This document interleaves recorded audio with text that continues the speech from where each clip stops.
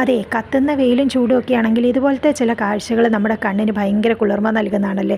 ഈ ഒരു സമയത്ത് ഈ സമ്മർ സീസണിൽ ശരിക്കും ബൊഗെയിൻവില്ല, കണിക്കൊന്ന, അങ്ങനെ നിറച്ചിങ്ങനെ ഒരുപാട് പൂക്കൾ ഇങ്ങനെ നമ്മുടെ വഴിയരികിലൊക്കെ ആയിട്ട് ഇങ്ങനെ നിൽക്കുന്നത് നമുക്ക് കാണാൻ പറ്റും അല്ലേ.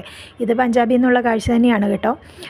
നമ്മുടെ അവിടെയെങ്കിൽ ആണെങ്കിലും container road, Ernakulam container road, അവിടേക്കൊക്കെ മിക്ക സ്ഥലങ്ങളിലും ഇങ്ങനെ ഉള്ള കാഴ്ചകൾ നമുക്ക് കാണാൻ പറ്റും. മഴയായാലും മഞ്ഞായാലും വെയിലായാലും പ്രകൃതി ഇങ്ങനെ സുന്ദരമായിട്ട് പൊക്കോണ്ട് തന്നെ ഇരിക്കും. അപ്പം നമ്മുടെ ജീവിതം സുന്ദരമാക്കേണ്ടത് നമ്മുടെ തന്നെ ഉത്തരവാദിത്തമാണ് അല്ലേ.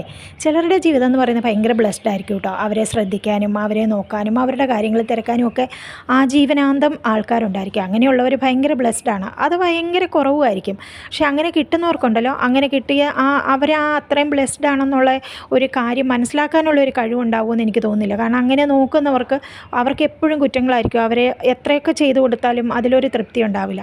എന്നാൽ ചിലർ എന്തൊക്കെ നമ്മൾ അങ്ങോട്ട് കൊണ്ട് കൊടുത്തു കഴിഞ്ഞാലും അത് മനസ്സിലാക്കാത്ത അതാണ് പറഞ്ഞത്, രണ്ടുപേരുടെ ഈ ഓപ്പോസിറ്റ് സൈഡ് എപ്പോഴും എല്ലായിടത്തും ഉണ്ടാകും. അതൊന്നും കാര്യമാക്കണ്ട. ജീവിതം എന്ന് പറയുന്നത് നമ്മൾ ജീവിച്ചേ പറ്റുള്ളൂ അല്ലേ. അതിൽ ചിലത് നമുക്ക് വിട്ടുകൊടുക്കേണ്ടി വരും, ചിലത് നമുക്ക് ചേർത്ത് പിടിക്കേണ്ടി വരും, ചിലത് നമുക്ക് നഷ്ടമാകും.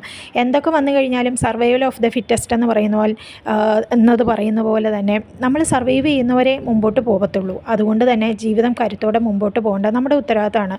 ഇവിടെ വന്ന് ഭയങ്കര ആഗ്രഹത്തോടെയൊക്കെ വന്നതാണ് ഞാൻ. ഇവിടെ വന്ന് ഫുഡുകളും കാര്യങ്ങളും ഒന്നും എനിക്ക് പിടിക്കുന്നില്ല. നമ്മുടെ രീതിയിലുള്ള ഒരു ഫുഡുകളും കാര്യങ്ങളും ഈ പഞ്ചാബിൽ കിട്ടത്തില്ല കേട്ടോ. മുംബൈയൊക്കെ ആണെങ്കിൽ കുറച്ചുകൂടെ ഇതാണ്. ഇവിടുത്തെ ഭയങ്കരമായിട്ടും, കാരണം കറക്റ്റ് നോർത്തായി, കേരളത്തിൻ്റേതായ രീതിയിലുള്ള ഒരു ഭക്ഷണങ്ങളും നമുക്ക് കിട്ടത്തില്ല. നമ്മൾ കഴിച്ചു വളർന്ന ഭക്ഷണങ്ങളും കാര്യങ്ങളും ഒക്കെ എൻ്റർലി ഡിഫറെൻ്റ് ആയതുകൊണ്ട് ആ ഒരു രീതി കിട്ടത്തില്ലാത്തതുകൊണ്ട് എല്ലാ ഫുഡുകളും വ്യത്യാസമാണ്. എനിക്ക് വയറിന് പണി കിട്ടി, മോൾക്കാകെ ബുദ്ധിമുട്ടായി, വെള്ളവും കാര്യങ്ങളും എല്ലാം പാടാണ്.